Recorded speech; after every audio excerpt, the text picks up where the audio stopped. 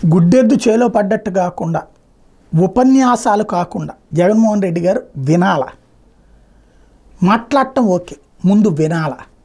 ప్రస్తుతం తను రివ్యూ చేయడం మంచి ఆలోచన. ఓటమి పాలైన అభ్యర్థులందరినీ కూర్చోబెట్టడం, మాట్లాడటం. ఇందులో ఒకటి గ్రౌండ్ లెవెల్లో పార్టీ నిర్వీర్యం అయిపోయింది, ఒకటి కార్యకర్తలు వాళ్ళని పట్టించుకోలేదన్న కసి, నాయకులకి కార్యకర్తలకి మధ్య సమన్వయ లోపం. అదే సందర్భంలో ఎవరైతే ఏ పని జరగట్లేదన్నటువంటి కసి అటు నాయకుల్లో కార్యకర్తలు రావడం, గ్రూపులు ఒక్కొక్క నియోజకవర్గంలో పెరుగుతుంటే ఆ గ్రూపుల నాయకుల్ని ప్రోత్సహించినటువంటి వర్గం. ఇవన్నిటి గురించి సమీక్ష జరగాల. వ్యవస్థీకృత మార్పులు అణువణువునా చేసుకోవాలి.